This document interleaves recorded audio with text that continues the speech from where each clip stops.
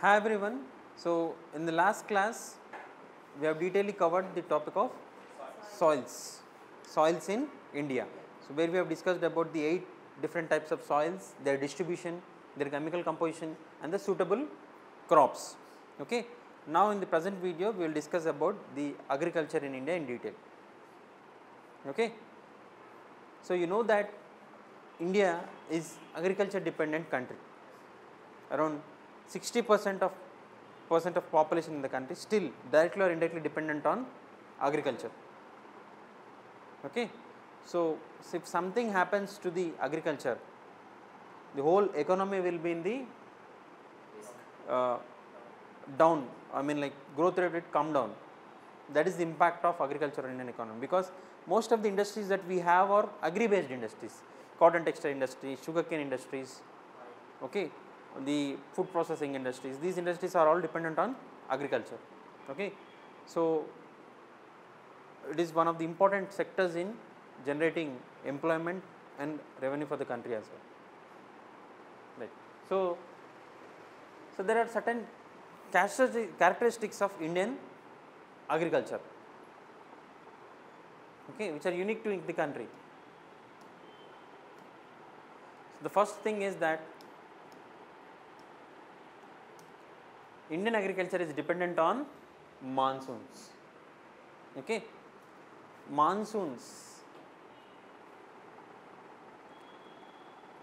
Indian agriculture అనేది మాన్సూన్స్తో జూదం ఆడలాంటిది. జూదం అంటే తెలుసా ఏంటి జూదం అంటే? ఫేక్. దాంట్లో లక్ ఉంటుంది, casinos.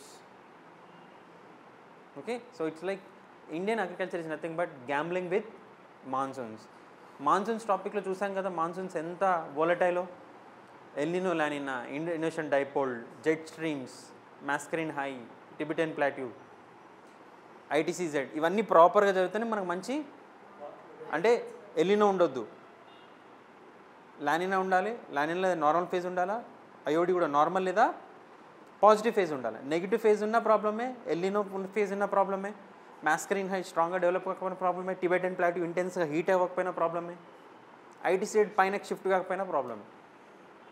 So highly volatile. So monsoon మనం మొత్తం ఇండియాలో 60% ఆఫ్ అగ్రికల్చర్ రెయిన్ ఫెడ్ ఏమాలి, ఇరిగేషన్ లేదు.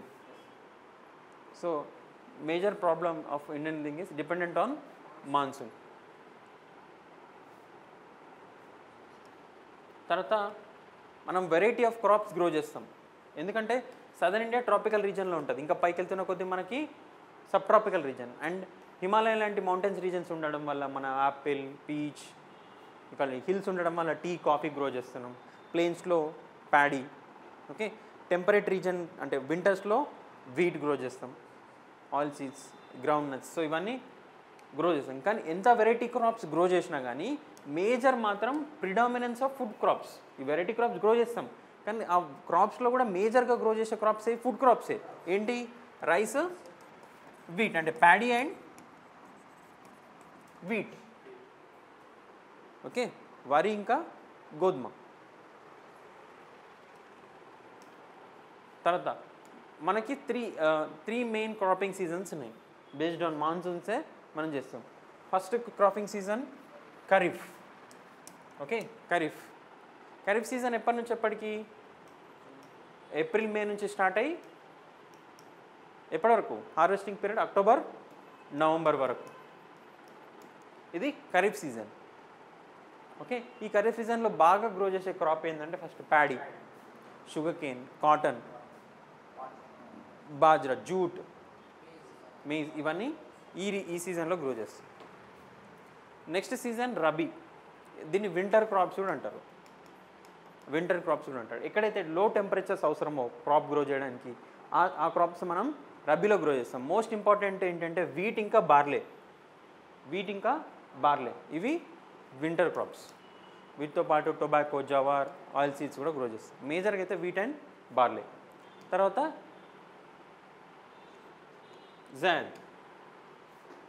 జాద్ సీజన్. దీన్ని సమ్మర్ క్రాప్ గ్రో అంటారు. అండ్ ఇక్కడ ఎక్కువ గ్రో చేస్తారంటే watermelon, groundnut, vegetable, fruits. ఒకవేళ ఇరిగేషన్ ఉంటే ప్యాడీ. ఓకేనా? So vegetable watermelon groundnut grow చేసే పీరియడ్ ఇది జాయద్. రైస్ అనేది ఆల్మోస్ట్ ఆల్ సీజన్స్లో గ్రో చేస్తాం, కానీ మనకి ప్రాబ్లం ఏంటంటే వర్షం ఉండాలి లేకుంటే ఇరిగేషన్ అని ఉండాలి, గ్రో చేయొచ్చు. ఇండియా బేసికలీ ట్రాపికల్ కంట్రీ కదా, మోస్ట్ ఆఫ్ ది పీరియడ్ వామ్గానే ఉంటుంది. రైట్. అండ్ ఎక్కువ ప్రాక్టీస్ చేసే అగ్రికల్చర్ ఏంటంటే సబ్సిస్టెన్స్ అగ్రికల్చర్. ఏంటి అంటే పెద్ద మెషినరీ వాడరు, ఫర్టిలైజర్ సీడ్స్ ఎక్కువ వాడరు, ఇంటికి సరిపోయేంత ఫుడ్ పండించుకుంటారు. దీన్ని సబ్సిస్టెన్స్ ఫార్మింగ్ అంటారు. డిస్కస్ చేస్తాం మనం. అండ్ మెజారిటీ పార్ట్లో మిక్స్డ్ అగ్రికల్చర్ ప్రాక్టీస్ చేస్తాడు, మిక్స్డ్ ఫార్మింగ్ ప్రాక్టీస్ చేస్తారు. మిక్స్డ్ ఫార్మింగ్ అంటే ఏంటి? తలకాయ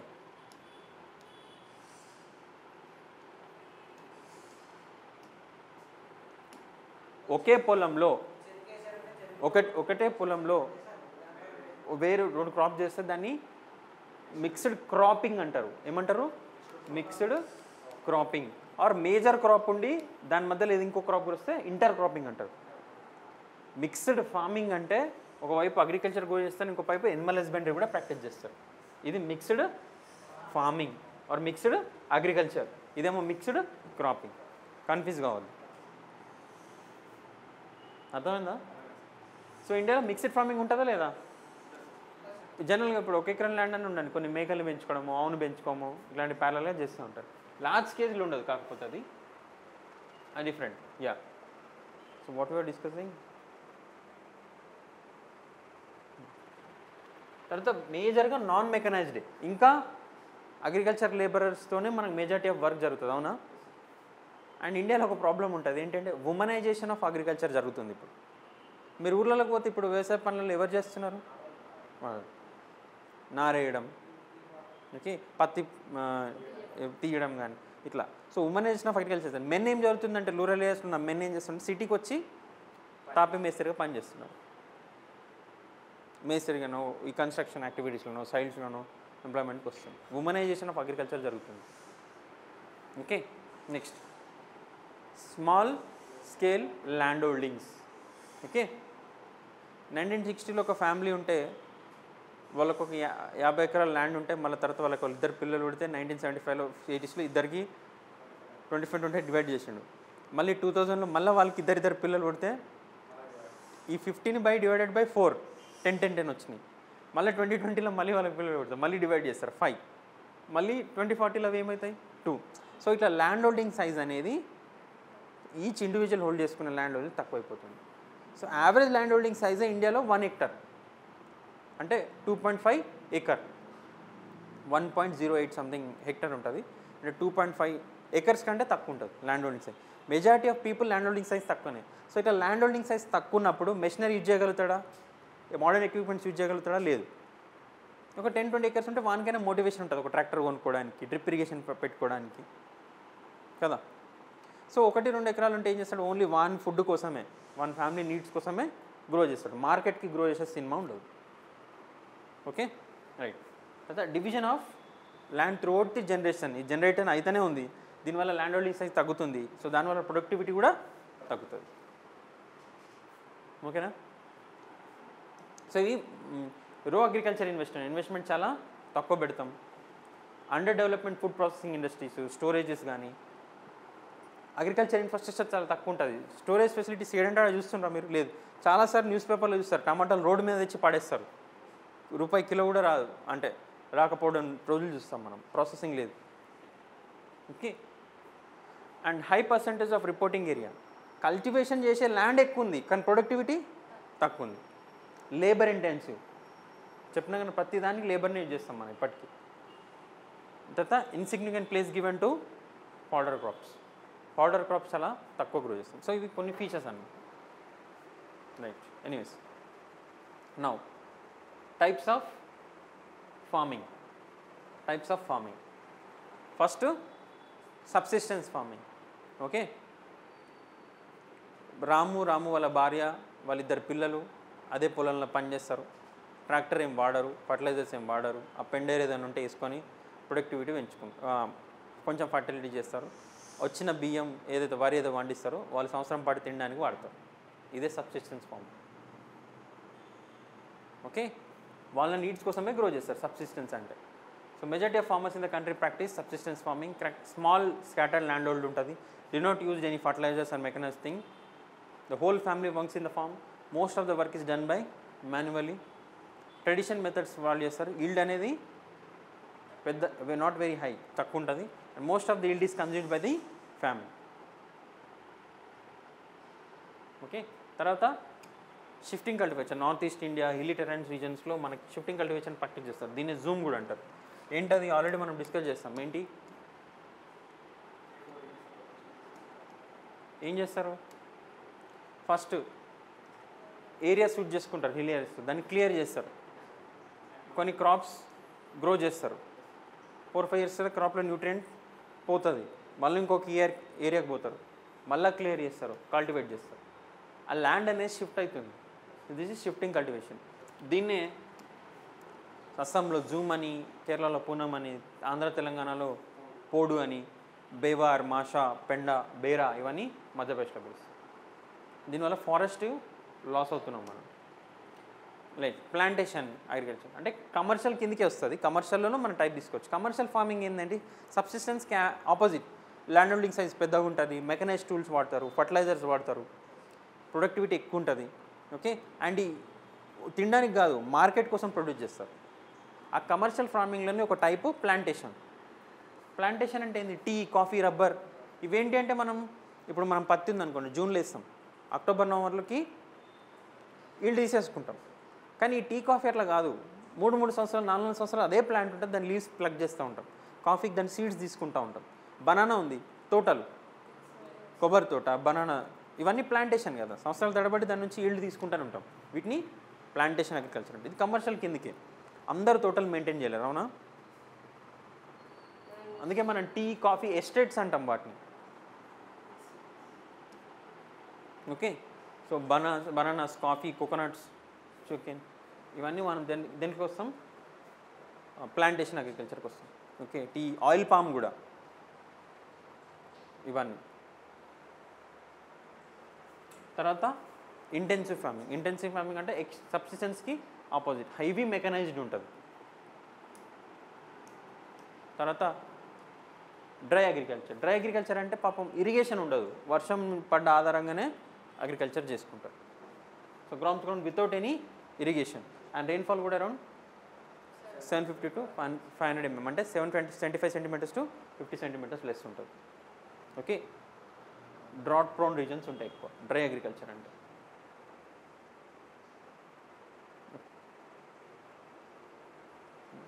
తర్వాత mixed farming. Mixed farming is referred to cultivation and raising of animals simultaneously. Multiple cropping అంటే growing 2 or more crops in same place. ఇప్పుడు sugarcane ఉంది, పక్కకు మూంగాల్ ఉంది, mixed cropping. Okay, right. Crop rotation అంటే చెప్తున్నాను. క్రాప్ రొటేషన్ సాయిల్ న్యూట్రియంట్స్ని release చేయడానికి వాడతారు. సో ఎస్పెషల్లీ లెగ్యూమినస్ క్రాప్స్ వాడాలి, ఎందుకంటే నైట్రోజన్ ఫిక్సేషన్ కోసం. తర్వాత టెర్రాస్ కల్టివేషన్. ఇది హిల్లీ ఏరియాస్లో సాయిల్ ఎరోజన్ నుంచి ప్రొటెక్ట్ చేయడానికి ఇట్లా కాంటోర్స్ గిరిసి దాన్ని క్రాస్ చేసుకుని కల్టివేట్ చేస్తారు. నార్త్ ఈస్టర్న్ స్టేట్స్లో, చైనాలో, సౌత్ ఏషియన్ కంట్రీస్లో ఈ టెర్రస్ ఫార్మింగ్ కామన్. ఓకేనా? Right. So this is about the types of farming. Now moving on to the important crops that are grown in India. ఈ క్రాప్స్లో మనం గుర్తుపెట్టుకోవాల్సింది ఏంటంటే ఆ క్రాప్ క్లైమాటిక్ కండిషన్స్, ఏ స్టేట్స్లో ఎక్కువ గ్రో చేస్తారు, దట్స్ ఇట్. ఓకేనా? Right. So first paddy. 20 to 30 degrees temperature కావాలి ప్యాడీకి. మంచి ఫర్టైల్ సాయిల్ కావాలి అండ్ 100 centimeters రెయిన్ఫాల్ ఉండాలి. ఒకవేళ 100 centimeter రెయిన్ఫాల్ లేకపోతే ఇరిగేషన్ ఉండదు. ఓకే, ఇట్లా వాటర్ లాగింగ్ కావాల్సి వస్తుంది ఎర్లీ స్టేజ్లో. అండ్ మంచి లేబర్ ఇంటెన్సివ్ కూడా క్రాప్. కరెక్ట్, షార్ట్ పీరియడే కానీ లేబర్ ఇంటెన్సివ్. మరి ఏ స్టేట్స్లో ఎక్కువ ప్రొడ్యూస్ చేస్తారు ఈ కార్ని? వెస్ట్ బెంగాల్, ఉత్తరప్రదేశ్, పంజాబ్, బీహార్. ఇది ప్రొడక్షన్లో ఎక్కువ క్వాంటిటీలో. మరి ప్రొడక్టివిటీ ఎక్కువ ఉండే స్టేట్ ఏది అంటే పంజాబ్. ప్రొడక్టివిటీ ఎక్కువ ఉండే స్టేటు పంజాబ్. తర్వాత వీట్ అనేది temperate crop.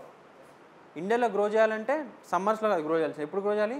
వింటర్స్లో, rabi crop wheat అనేది. ఓకే, సో దీనికి టెంపరేచర్, అందుకే మనకి జనరల్గా అక్టోబర్ నవంబర్ పీరియడ్లో గ్రో చేస్తారు వీటిని.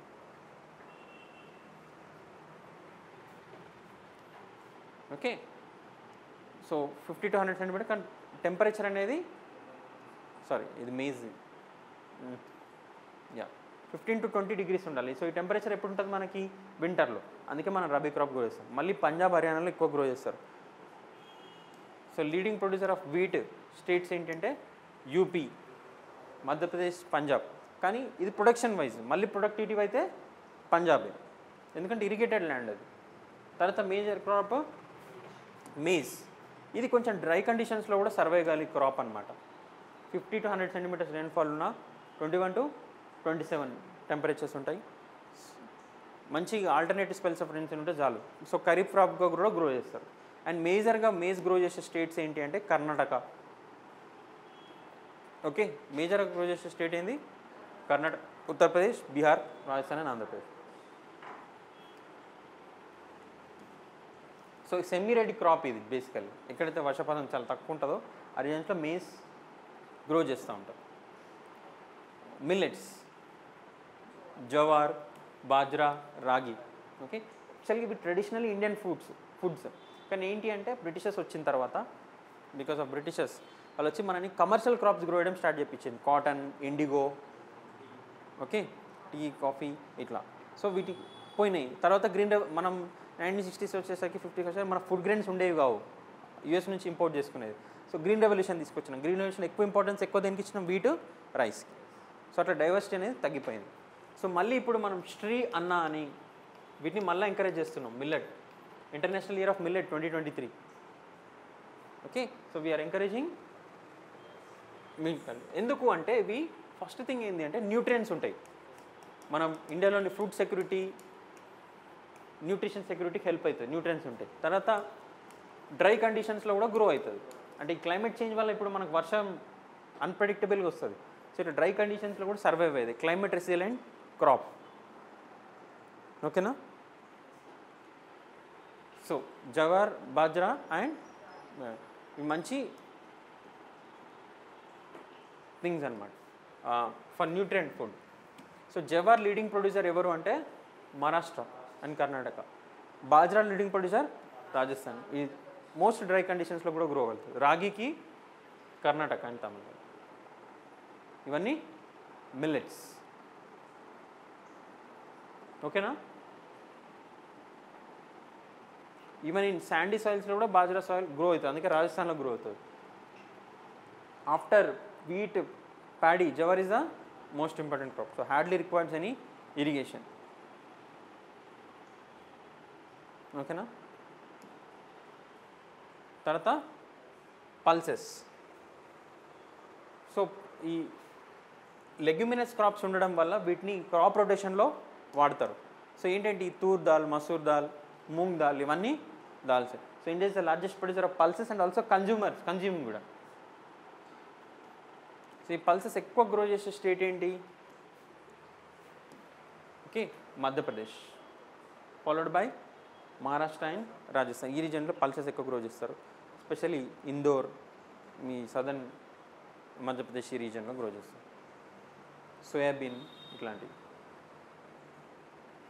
తర్వాత బార్లే కూడా సేమ్ వీట్ లాగా. వీట్కి ఏ కండిషన్స్ కావాలో బార్లేకి కూడా అది. So బార్లే is grown merely in is a dry crop and merely grown in winter. Same comparatively కొంచెం వీటికంటే వర్షం తక్కువనే కావాలి బార్లీ. అండ్ ఈ బార్లే దేనికి వాడతారు మనకు తెలుసు కదా, బీర్ మేకింగ్కి వాడతారు, లిక్కర్.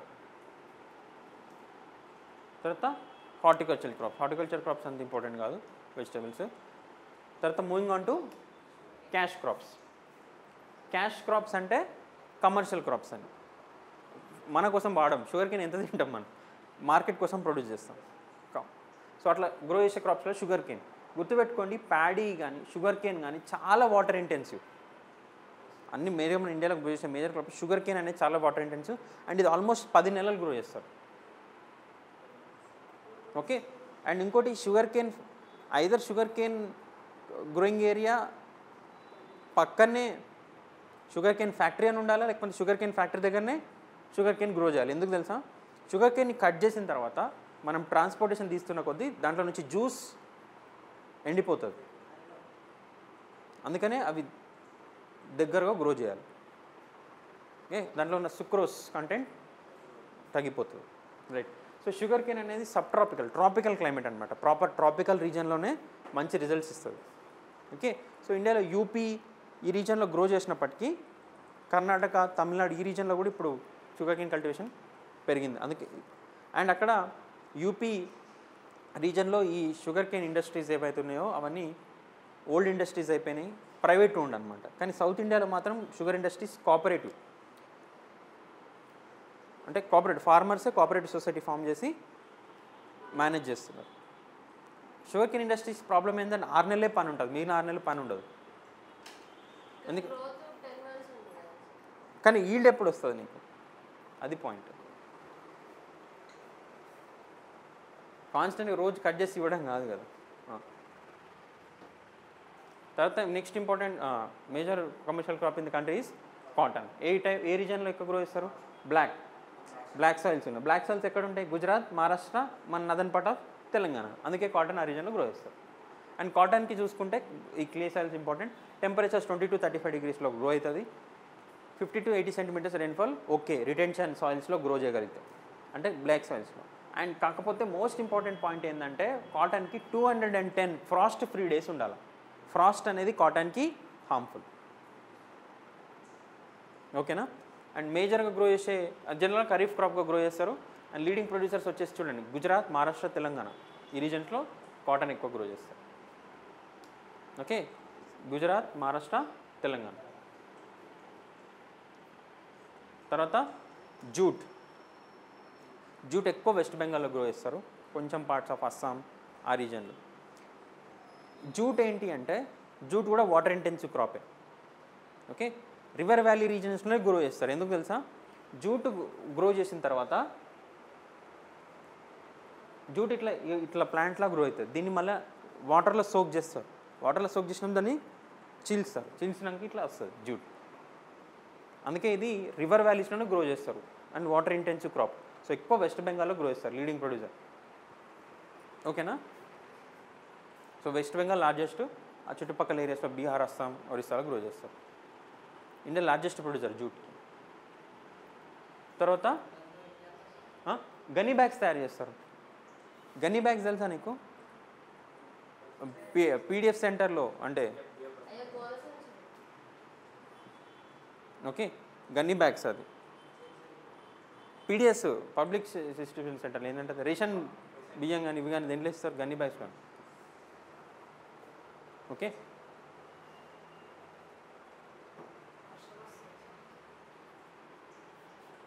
సో టొబాకో కూడా కమర్షియల్ క్రాపే. మోర్ దెన్ 100 centimeter రెయిన్ఫాల్ కావాలి అండ్ అరౌండ్ 15 to 40 degrees ఏరియాలో కూడా గ్రో చేయొచ్చు ఇది. And 50 to 100 centimeters rainfall, more than 100 centimeters కొంచెం హార్మ్ఫుల్. ఓకే, దీనికి కూడా frost not good. And best quality tobacco ఏంటంటే వర్జీనియా టొబాకో. మంచి వేసే టొబాకో ఏంది? Virginia tobacco. And tobacco leading producer ఎవరు అంటే మళ్ళీ ఏపీ, ఆంధ్రప్రదేశ్లో గుంటూరు, తెలంగాణలో ఖమ్మం రీజన్స్. తర్వాత ఆయిల్ సీడ్స్, ఇదేం castor oil, groundnut oil, sunflower oil, sunflower, sesame, ఇదేంటి soybean. Okay, linseeds, rape seeds, cotton seed oil. Cotton సీడ్తో ఆయిల్ క్రియేట్ చేస్తారు. సో దీంట్లో మోస్ట్ సాయిల్ గ్రోయింగ్ డిస్ట్రిక్ట్స్ ఒక్కొక్క ప్లేస్కి చూడండి. కోకోనట్ ఆయిల్ సౌదర్న్ ఇండియా మొత్తం కోస్టల్లో, మేజర్గా ఎక్కువ కేరళలో. Castor seeds Gujarat, soybean Madhya Pradesh Indore region, mustard rape seeds Rajasthan, sunflower Karnataka, groundnut Gujarat and Rajasthan. This about the crops that gone in this. తర్వాత టీ కాఫీకి జనరల్లీ హిల్లీ రీజన్స్ కావాలి. ఎందుకంటే 2 reasons. ఫస్ట్ థింగ్, వర్షం రెగ్యులర్గా పడాలి, కానీ ఆ వర్షం వాటర్ ఆగొద్దు. ఓకే. అండ్ కంపారిటివ్లీ క్లైమేట్స్ కొంచెం వామ్గా కాకుండా కొంచెం వామ్ అంటే హాట్గా కాకుండా కొంచెం కూల్కి వామ్కి మధ్యలో ఉండాలి. Okay. So so tea coffee it is an important beverage coffee. Beverage అంటే ఏంది? డ్రింకింగ్. సో జియోగ్రఫీ కండిషన్స్ చూసుకుంటే టీ అండ్ ప్లాంట్ బ్రేక్ గోల్డ్ ఇన్ ట్రాపికల్ రీజన్స్లో గ్రో అవుతుంది. కానీ దీనికి ఏంటంటే డీప్ ఉండాలి అండ్ వెల్ డ్రైన్డ్ సాయిల్స్ ఉండాలి, వాటర్ స్టాగ్నేషన్ ఉండొద్దు. అందుకే జనరల్ హిల్ ఏరియాస్లో గ్రో చేస్తాం. సో 21 to 27 డైలీ టెంపరేచర్స్ ఉంటే ఓకే. అండ్ ఇవి లేబర్ ఇంటెన్సివ్ టీ అనేది, ఎందుకంటే మంచిగా నీట్గా ప్లగ్ చేసుకోవాలి. అండ్ లార్జ్ ఎస్టేట్స్ ఉంటాయి, ఊటీ, కొడైకెనాల్ ఈ రీజన్లో, అస్సాం టీకి ఫేమస్ అవి. Okay. So hilly slope, tea is often cultivated on hilly slope so that water is not log. So several times in the year దాన్ని ప్లగ్ చేస్తూ ఉంటారు. అండ్ ఫ్రాస్ట్ అనేది మంచిది కాదు ఇక్కడ, అందుకే అస్సాం హిమాలయస్లో గ్రో చేస్తాం కానీ అప్పర్ హిమాలయస్లో గ్రో చేయం, ఫ్రాస్ట్ ఉండొద్దు. ఓకే. అండ్ ఫ్రాస్ట్ ఉండొద్దు కాబట్టే వ్యాలీస్లో గ్రో చేయరు, హిల్స్లో గ్రో చేస్తారు. అండ్ ఇంపార్టెంట్ ప్రొడ్యూసింగ్ ఏరియాస్ ఏంటి? ఈ Karnataka reason, Kerala reason, western Nilgiris reason, తర్వాత అస్సాం, ఓకే, మన హిమాచల్, ఉత్తరాఖండ్ ఈ రీజన్లో.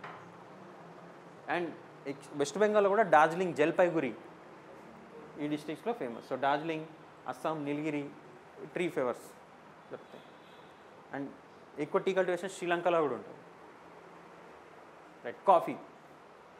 కాఫీకి 150 to 250 సెంటీమీటర్స్ కావాలి. ఇది కూడా హిల్లీ రీజన్స్లో కావాలి. వాటర్ లాగింగ్ ఉండొద్దు, వెల్ డ్రైన్డ్ సాయిల్స్ కావాలి. అండ్ 16 to 28 degrees టెంపరేచర్లో గ్రో అవుతుంది. అండ్ ఈ గ్రో అయ్యేది హిల్లీ రీజన్స్ కూడా 900 to 1800 మీటర్స్లో గ్రో అవుతుంది. అండ్ ఈ రీజన్ ఎక్కువ కాఫీ గ్రో చేసే రీజన్ ఏది అంటే, అండ్ వీటికి టీ లాగా లీవ్స్ ఉండవు, ఏముంటాయి? ఈ సీడ్స్ వస్తాయి. అంటే సీడ్స్ అంటే చెర్రీ నుంచే ప్రాపర్గా కాఫీ బీన్స్ వస్తాయి, దీని నుంచే మళ్ళీ పొగరు వస్తాయి. అండ్ బెస్ట్ కాఫీ ఈ సీడ్ ఏంటి, ఏం వెరైటీ అంటే arabica variety, Ethiopia reason. So కర్ణాటకలో, కేరళలో, తమిళనాడులో ఎక్కువ కాఫీ గ్రో వస్తాయి. ఎస్పెషల్లీ కూర్గ్, మదికిరి డిస్ట్రిక్ట్స్ ఆఫ్ కర్ణాటకలో కాఫీ గ్రోయింగ్. ఓకేనా. తర్వాత స్పైసెస్. సో స్పైసెస్ ఎక్కువ గ్రో చేసేది వెస్టర్న్ ఘాట్స్ రీజన్లోనే, అది కూడా కేరళ. పెప్పరు, కార్డమం ఇట్లా. పసుపు వచ్చేసరి టర్మరిక్ వచ్చేసి AP, Telugu states. So first pepper hill ఏరియాస్లో గ్రో అవుతుంది. దీన్ని ఏమంటారంటే కింగ్ ఆఫ్ స్పైసెస్, ఎందుకంటే ఫుడ్కి ఫ్లేవర్ కోసం వాడతాం. అండ్ ఎక్కువ గ్రో చేసే స్టేట్ ఏది అంటే కేరళ. మేజర్లు ఎక్కడ వస్తారు? Kerala, Tamil Nadu, western Ghats reason. Cardamom అంటే ఇలాచీ. దీన్ని ఏమంటారు? క్వీన్ ఆఫ్ అరోమేటిక్ స్పైసెస్లో అరోమా ఎక్కువ ఉంటుంది, దేనికి ఉంటుంది? ఇలాచీకి. సో ఇది కూడా 15 to 20 degrees కానీ 150 to 300 సెంటీమీటర్స్ రెయిన్ఫాల్ కావాలి. మళ్ళీ హిల్ ఏరియాసే మళ్ళీ దీనికి కూడా. సో అందుకే మళ్ళీ కార్డమం హిల్సే ఉంటాయి స్పెషల్గా కేరళలో. పేరే దానికి కార్డమం హిల్స్, తెలుసు కదా, అన్నమయ్య హిల్స్కి కింద ఉంటాయి. అండ్ ఇవి షేడ్ లవింగ్ ట్రీస్ అనమాట. చెట్లు, మేజర్ చెట్టు ఉంటే దాని కింద గ్రో అవుతుంది. ఆల్టిట్యూడ్ కూడా 800 to 1600 బోత్ పెప్పర్కి దీనికి. అందుకే వెస్టర్న్ ఘాట్స్ రీజన్లో గ్రో చేస్తాం. తర్వాత చిల్లీస్ ప్లేన్స్లో గ్రో అవుతుంది, కొంచెం వరకు హిల్ ఏరియాలో గ్రో అవుతుంది. సో 10 to 30 degrees కావాలి, ఇరిగేషన్ కావాలి. కానీ చిల్లీస్ ప్రాబ్లం ఏంటి అంటే ఇవి రెగ్యులర్గా మెయింటైన్ చేస్తుండాలి, లేకపోతే డిసీజెస్ వస్తాయి. ఎక్కువ ఇన్వెస్ట్ చేయాల్సి వస్తుంది షుగర్ కేన్కి, కాటన్కి, చిల్లీస్కి. బెనిఫిట్ అయితే బెనిఫిట్, లేకపోతే డీప్ లాసెస్లో వెళ్ళిపోతారు. సో ఎక్కువ గ్రో చేసేది ఆంధ్రప్రదేశ్లోని గుంటూరు రీజన్లో అండ్ తెలంగాణలో ఖమ్మం, వరంగల్ రీజన్స్లో గ్రో చేస్తారు. మహారాష్ట్ర రీజన్స్లో. ఓకే. తర్వాత జింజర్ అంటే ఏంటి? అల్లం. Same 10 to 25 degrees temperature, 125 to 250 centimetres rainfall. And ఎక్కువ గ్రో చేసేది కేరళ, మేఘాలయ, సిక్కిం రీజన్. 80% కేరళ నుంచి వస్తుంది. తర్వాత టర్మరిక్ అంటే పసుపు. సో ఈస్ట్ ఏషియాలో ఎక్కువ ట్రాపిక్ రీజన్స్లో ఎక్కువ గ్రో చేస్తారు. మెడిసినల్ వ్యాలీస్ ఉంటాయి. అండ్ ఎక్కువ గ్రో చేసే states Telugu states, AP and Telangana. తెలుసు కదా, నిజామాబాద్, మన ఖమ్మం, మళ్ళీ వరంగల్, ఖమ్మం ఈ రీజన్లో టర్మరిక్ గ్రో చేస్తారు. ఇది కూడా మళ్ళీ లేబర్ ఇంటెన్సివ్, కట్ చేయాలి, కట్ చేసి కాకపోతే దీన్ని స్టోరేజ్ చేసుకోవచ్చు చాలా రోజుల వరకు.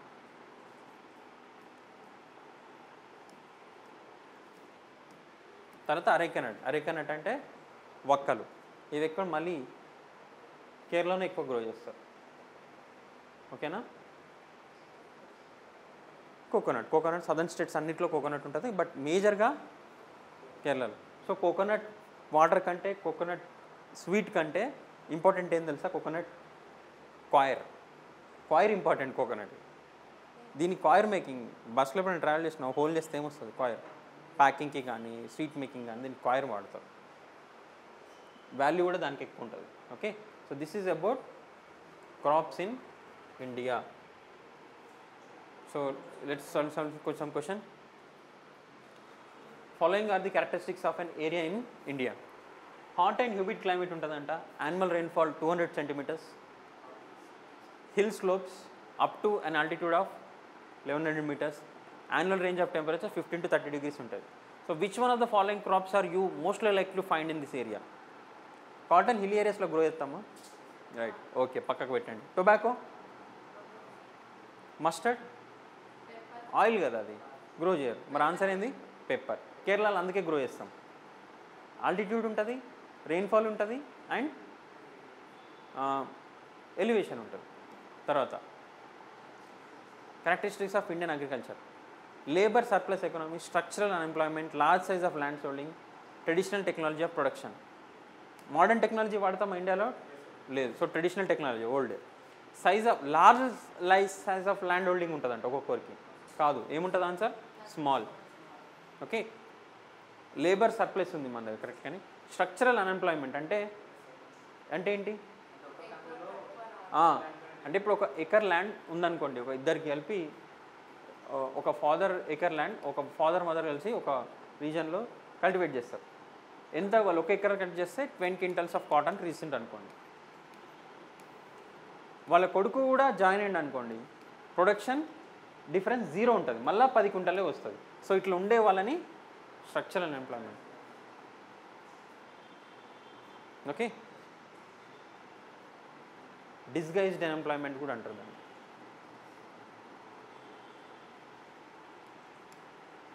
Which of the following is the commercial crop? Cotton, tobacco, jute, all the above. Which Indian state produces the largest quantity of pulses? Madhya Pradesh. Which of the following is the commercial crop? Which Indian state produces the largest quantity of pulses? Mal written in there, sorry. Which is the largest cotton growing state in India? Black cell ఏడ కనిపిస్తుంది చెప్పండి స్టేట్లో? తలకాయ. Gujarat. Black cells ఉంటాయా బీహార్లో? చూపించిన నేను first Gujarat, తర్వాత మహారాష్ట్ర, తర్వాత తెలంగాణ, మళ్ళీ చూసి బీహార్ అంటారు. Okay, so this is about the agriculture in India. క్రాప్స్లో గుర్తుపెట్టుకోవాల్సింది క్లైమాటిక్ కండిషన్స్, ఏ ఏరియాస్లో ఎక్కువ గ్రో చేస్తాం. ఓకేనా? So in the next class we will discuss about the minerals and industries, and after that we will discuss population and transportation. Thank you.